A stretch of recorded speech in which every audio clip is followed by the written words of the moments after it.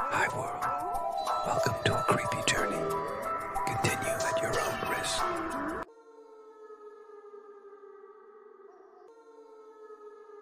Lauren was still in the office, completing a presentation for the next morning, even though it was almost midnight.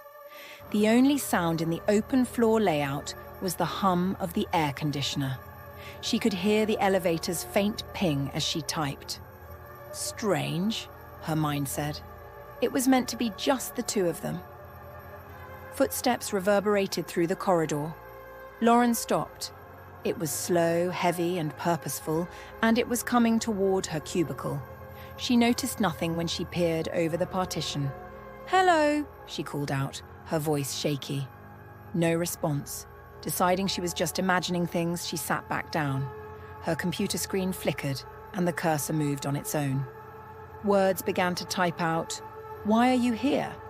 Her breath caught. She snatched her luggage, slammed her laptop, and ran to the elevator. The hallway lights flickered as she punched the button again and again. A shadow behind her, warped and impossible in height, spread over the wall. A deep voice whispered in her ear, "You should have left when the others did." She pressed the ground floor button as the elevator doors opened and jumped inside. She noticed a person standing at her desk with its soulless eyes fixed on her as the doors started to close. The elevator started to descend as the doors closed.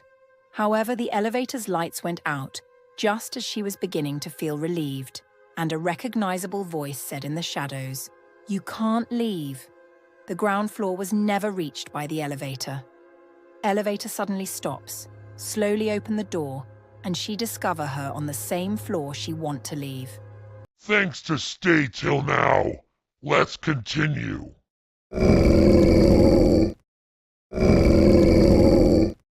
It was a quiet, foggy night when Lisa's small-town diner welcomed its last customer. A tall, pale man in a black coat stepped inside, his boots clicking against the tile floor. "Coffee," he said in a deep, smooth voice, sliding into the corner booth. His sharp features and piercing grey eyes unnerved her, but Lisa forced a polite smile and poured the coffee. The man didn't drink. He simply stared out the window, watching the fog swirl under the streetlights. Lisa cleaned the counter, trying to ignore the unease creeping over her. The diner was empty except for them, and the clock ticked loudly in the silence. "You're not from around here, are you?" Lisa asked, breaking the tension.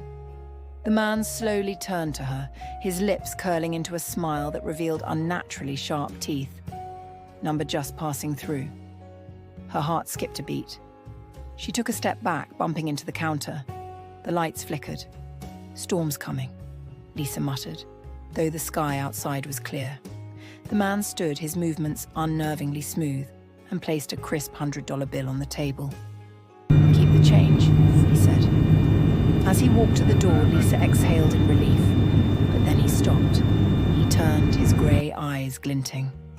"One more thing," he said, his voice softer now. "Lock the doors tonight.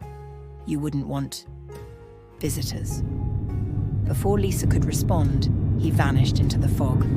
She locked the doors as instructed, her hands trembling.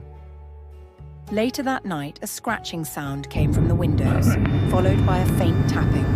Shadows moved just beyond the fog, too quick and too large to be human. Lisa stayed behind the counter, gripping a kitchen knife, the man's warning echoing in her mind. The shadows never entered, but the scratching continued until dawn. When the sun rose, the $100 bill on the table had turned to ash. You are brave. Keep in touch. Thanks for being with us. Leave your like and comment. Subscribe for more. And do not blame me if you find me in the corner of your door.